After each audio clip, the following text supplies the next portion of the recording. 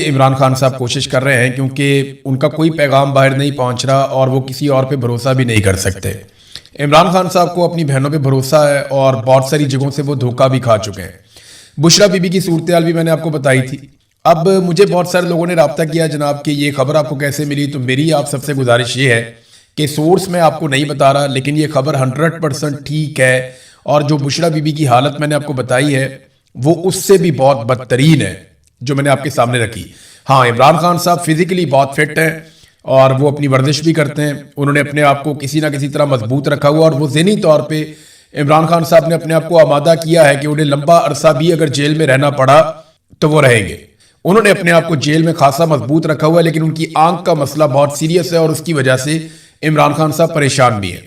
اب جو عمران خان صاحب اور ان کی اہلیہ چاہتے ہیں وہ یہ نہیں چاہتے کہ ان کو جیل سے باہر نکال دیا جائے، انہوں نے ایسا کوئی مطالبہ یا کوئی ایسی بات بھی نہیں کی۔ وہ سمپل ایک بات کرتے ہیں کہ جو انسانی حقوق ہے یا جو قیدیوں کو حقوق ملتے ہیں جیل میں، وہ حقوق صرف ہمیں دے دیے جائیں اور کچھ نہیں چاہیے۔ اب وہ اس بات کو جانتے ہیں کہ وہ اتنی جلدی چھوٹ کر باہر آنے والے نہیں ہیں، کیونکہ عمران خان صاحب کو اس کے لیے ایک ڈیل کرنی پڑے گی اور کسی بھی ذلت امیز ڈیل کے لیے وہ تیار نہیں ہے۔ ہاں، وہ کچھ فیس سیونگ دے سکتے ہیں اور پاکستان کی خاطر آگے بڑھ سکتے ہیں، لیکن دوسری جانب جو ہے وہ عاصم منیر ہیں، اور عاصم منیر کے اندر جو خوف ہے وہ آپ کو دکھائی دیا اس وقت جب عاصم منیر صاحب نے استثناء لے لیا کہ تا حیات میرے پاس استثناء ہے اور میرے اوپر کبھی بھی کوئی قانونی کارروائی نہیں ہو پائے گی۔ اب ایک نئی آفر دی گئی پاکستان تحریک انصاف کو، یہ آف دا ریکارڈ بھی دی گئی، فیصل واڈا نے آن دا ریکارڈ بھی آ کر کہہ دیا کہ آپ خیبر پختونخوا کا بجٹ پاس کروا دیں، ہم آپ کی عمران خان سے ملاقات کروا دیں گے۔ خیبر پختونخوا کا بجٹ پاس کروانا یہ کوئی اتنی بڑی بات نہیں ہے اسٹیبلشمنٹ کے لیے، وہ ڈنڈے مار مار کے بھی کروا سکتی ہے۔ اس سے پہلے انہوں نے چیزیں کروائی بھی ہیں اور انہیں اپنے سامنے کوئی بہت بڑی مزاحمت نظر بھی نہیں آ رہی۔ خیبر پختونخوا سے جیسے ماضی میں انہیں مزاحمت کا سامنا کرنا پڑا، اس وقت اس طرح کی عوامی مزاحمت ان کے سامنے نہیں ہے۔ عوامی لیول کے اوپر ان کے سامنے چیزیں اس طرح نہیں ہیں جس طرح ماضی میں ہوا کرتی تھیں، یا جو چانس تھا سہیل آفریدی کے پاس، وہ انفارچونیٹلی سہیل آفریدی صاحب کی طرف سے میں کہہ رہا ہوں کہ انفارچونیٹلی جو موقع ان کے پاس تھا انہوں نے اس سے فائدہ ابھی تک تو نہیں اٹھایا، اور اب وہ اٹھا پائیں گے یا نہیں اس کے بارے میں کچھ کہا نہیں جا سکتا کیونکہ لوگوں میں کافی مایوسی پھیلی ہے۔ علیمہ خانم نے ایک بیان دیا، خیبر پختونخوا کی حکومت سے ان کی جب ملاقات ہوئی تو اس کے بعد انہوں نے ایک سٹیٹمنٹ جاری کیا۔ علیمہ خانم نے کہا کہ گزشتہ روز ہماری فیملی نے اسلام آباد ہائی کورٹ میں خیبر پختونخوا کے وزراء سے ملاقات کی۔ اس ملاقات میں عمران خان کے تمام قانونی اور جائز جیل حقوق کی بحالی کے لیے آواز اٹھانے والے اقدامات پر تفصیلی تبادلہ خیال ہم نے کیا۔ ملاقات کے دوران وزراء نے درج ذیل پیش رفت سے آگاہ کیا، یعنی خیبر پختونخوا کی حکومت نے عمران خان صاحب کی فیملی کو بتایا کہ وہ کیا کچھ کر رہے ہیں۔ نمبر ایک، انہوں نے کہا کوئی اضافی یا سرپلس بجٹ نہیں ہوگا، کیونکہ عمران خان نے ہمیشہ ہدایت دی ہے کہ تمام دستیاب وسائل خیبر پختونخوا کے عوام کی ترقی، فلاح و بہبود اور خوشحالی پر خرچ کیے جائیں۔ اب یہ تو اعداد و شمار بتائیں گے اس دعوے کے بارے میں۔ نمبر دو، انہوں نے کہا جی خیبر پختونخوا حکومت نے وفاقی حکومت کی جانب سے طلب کردہ 175 ارب روپے کی منتقلی کے لیے کسی بھی معاہدے پر اس وقت تک دستخط نہیں کرنے کا فیصلہ کیا ہے جب تک درج ذیل مطالبات ہمارے منظور نہیں ہو جاتے۔ یعنی انہوں نے کہا جی 175 ارب روپے اگر آپ کو چاہیے ہم سے، خیبر پختونخوا کی حکومت نے کہا، تو پھر آپ کو ہماری کچھ شرائط ماننی پڑیں گی۔ اب یہ شرائط ہے، یہ آپ سن لیں۔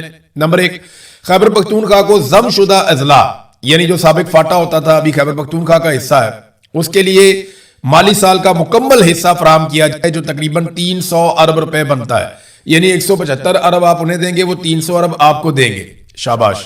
اور وہ کہہ رہے ہیں جی 300 ارب بنتا ہے، یہ فنڈ ضم شدہ اضلاع کی معاشی ترقی، استحکام اور خوشحالی کے لیے ناگزیر ہے۔ وہ ایک ایک روپے کے لیے ترس رہے ہیں، تڑپ رہے ہیں، وہ ادھر سے مانگتے ہیں ادھر سے مانگتے ہیں، وہ ہر ایک کے آگے ہاتھ پھیلا رہے ہیں، قرضے اکٹھے کر کر کے وہ دیوالیہ ہو گئے ہیں، اور ابھی بھی آپ انہیں کہتے ہیں کہ وہ 300 ارب آپ کو دیں اور آپ سے 175 ارب صرف لے لیں۔ دوسرا، انہوں نے کہا جی عمران خان کے تمام قانونی اور جائز حقوق مکمل طور پہ بحال کیے جائیں، اور جب تک نہیں ہوتے کسی معاہدے پر دستخط نہیں ہوگا۔ پھر عمران خان کو فوری طور پہ شفا انٹرنیشنل اسپتال میں منتقل کیا جائے، ماہر ڈاکٹروں کی نگرانی میں طبی معائنہ ہو اور ان کا تشخیص ہو، پھر ان کا علاج ہو۔ پھر عمران خان کی گزشتہ 8 ماہ سے جاری غیر قانونی تنہائی اور عملی طور پہ جو ان کو ایک قید تنہائی میں ڈالا ہوا ہے، اس کا فوری طور پہ خاتمہ کیا جائے۔ 6 اہل خانہ، 6 وکلا اور 6 دوستوں کے ساتھ ہر ہفتے ان کی ملاقات کروائی جائے۔ ان کے بیٹوں کے ساتھ ہفتہ وار ٹیلی فونک رابطے کا حق فوری طور پہ بحال کیا جائے۔ کتابوں، اخبارات اور دیگر مطالعے کے مواد تک ان کی رسائی کو یقینی بنایا جائے۔ اور یہ کوئی مراد نہیں ہے یہ قانونی اور انسانی حقوق ہیں جو ہر قیدی کو میسر ہیں, تو عمران خان صاحب کو بھی یہ حقوق ملنے چاہیے. یہ جناب پاکستان تحریک انصاف نے چیزیں سامنے رکھ دی ہیں. اب بجٹ تو پاس کروا رہی ہے خیبر پختونخوا کی حکومت. بجٹ کی میں بات کر رہا تھا, ادھر بجٹ کا اجلاس قومی اسمبلی میں بھی چل رہا ہے, ادھر شہباز شریف صاحب نے زمین آسمان کے کلابے ملا دیے فیلڈ مارشل عاصم منیر کی تعریفوں میں. شہباز شریف صاحب کو نا, کیونکہ وہ اقتدار میں بیٹھے ہوئے ہیں, ان کو اس بات کا آئیڈیا ہی نہیں ہے کہ یہ سارے جملے اور جتنی انہوں نے اپنی زبان سے بوٹ پالش کی ہے الفاظ کی صورت میں, یہ ان کے اوپر واپس برسے گی اور ان کے خاندان کی سیاست کے اوپر برسے گی. یہ سوشل میڈیا کا دور ہے, ایک ایک چیز ریکارڈ ہو گئی ہے. ایسا نہیں ہے کہ آپ پی ٹی وی کا ریکارڈ ختم کر دیں گے تو آپ کو بھٹو کی تقریریں غائب ہو جائیں گی یا کچھ آپ کو ملے گا نہیں. یہ سارا کچھ یہاں پہ ریکارڈ میں موجود رہے گا. آپ کو اس کا سامنا کرنا پڑے گا. شہباز شریف صاحب, یہ جتنے آپ نے گڑھے کھود دیے نا اپنے آنے والی نسلوں کے لیے, جب پاکستان میں فری اینڈ فیئر الیکشن ہوگا, لوگ آپ کو فوج کے ٹاؤٹ کے طور پہ دیکھیں گے اور لوگ آپ سے نفرت کریں گے, کیونکہ پاکستانی ہمیشہ اینٹی اسٹیبلشمنٹ موقف اپنائیں گے. یہ تو اب ہو چکا ہے, آپ جو مرضی کر لیں. ادھر الٹے سیدھے شعر بھی پڑھ دیے شہباز شریف صاحب نے, ٹکا کے جوتے پالش کیے. یہ چیزیں ان کے سامنے آئیں گی, ان کو آئیڈیا نہیں, اور جو اصل کام ہے کرنے والا وہ یہ کرتے نہیں ہے, اور جو کام ان کے کرنے والا نہیں ہے وہاں پہ یہ آگے بڑھ بڑھ کے چودھری بنتے ہیں. ابھی امریکہ نے اور ایران نے دونوں نے ان کو فارغ کروا دیا. یہ چاہتے سوئٹزرلینڈ کے جناب ہم بڑے چودھری بننے جا رہے ہیں, ہم کریں گے جناب میزبانی. انہوں نے کہا تم کون ہوتے ہو میزبانی کرنے والے؟ انہوں نے آپس میں خود ہی معاہدہ کر کے ان کو فارغ کر دیا, ایک پیپر بھیج دیا, اس پہ سائن کر دینا. تو شہباز شریف صاحب اس پہ سائن کر کے نا مسکراتی ہوئی تصویر لگا دی. اور بھائی ادھر جنگ ہوئی ہے, ادھر بڑے برے حالات ہیں, ڈونلڈ ٹرمپ بھی پریشان ہے, ایران بھی پریشان ہے, اور یہ بیچ میں بگڑے ڈال رہے ہیں کہ جناب ہم نے بہت بڑی کاروائی ڈال دی ہے, ہم نے جنگ عظیم رکوا دی ہے. دیکھیں آپ کی ایفرٹ بڑی اچھی تھی, آپ نے کوشش بڑی اچھی کی, لیکن آپ نے پاکستان میں کیا کیا؟ آپ کو اگر پاکستانی اپریشیٹ کریں گے تو اس بات پہ نہیں کریں گے کہ آپ فلانے ملک کے اندر آپ کی کتنی عزت ہے, یا فلانے ملک کے اندر آپ کی کتنی جائیداد ہے, یا فلانا ملک آپ کی کتنی بات سنتا. نہیں, پاکستانی آپ کی اس بات پہ عزت کریں گے کہ آپ پاکستانیوں کی کتنی عزت کرتے ہیں. وہ آپ کی اس بات پہ عزت کریں گے یا تعریف کریں گے کہ آپ نے پاکستانیوں کے لیے کیا کیا.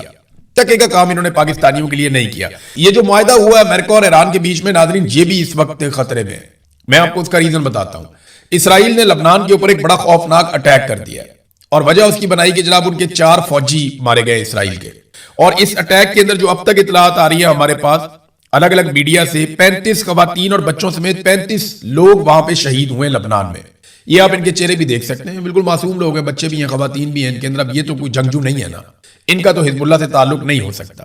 لیکن جب بمباری ہوتی ہے اور اوپر سے جہاز آ کر بم پھینک کر جاتے ہیں یا میزائل مارے جاتے ہیں, تو پھر نیچے کون ہے کون نہیں ہے یہ تو مارنے والے کو آئیڈیا نہیں ہوتا زیادہ تر. اور اسرائیل اس بات کی پرواہ بھی نہیں کرتا کہ وہاں پہ کولیٹرل ڈیمیج ہو رہا ہے یا وہاں پہ سویلین جو ہے وہ شہید ہو رہے ہیں, انہیں اس بات کی پرواہ بھی نہیں. بڑے سخت انہوں نے بیانات بھی دیے ہیں. یہ 35 لوگ شہید ہو گئے, 60 لوگ وہاں پہ زخمی ہو گئے ہیں. اب ایران جو ہے وہ شدید غصے میں. کچھ اطلاعات کے مطابق ایران نے وہاں پہ آبنۂ ہرمز کی ایک مرتبہ پھر بندش بھی کی ہے, اور امریکہ کو بڑا سخت پیغام بھی بھجوایا کہ جناب یہ دیکھیں اسرائیل جو ہے وہ معاہدے کی خلاف ورزی کر رہا ہے. ہمارے معاہدے کا یہ حصہ تھا کہ اسرائیل لبنان کے اوپر حملہ نہیں کرے گا, لیکن بڑا خوفناک حملہ لبنان کے اوپر کیا گیا. 35 لوگ بچوں اور خواتین سمیت مار دیے گئے. اب ایرانی فوج تیاری کر رہی ہے اسرائیل پہ حملے کے لیے, لیکن کیا امریکہ دوبارہ سے لڑے گا؟ اس کا جواب نہ میں آپ کو دیتا ہوں.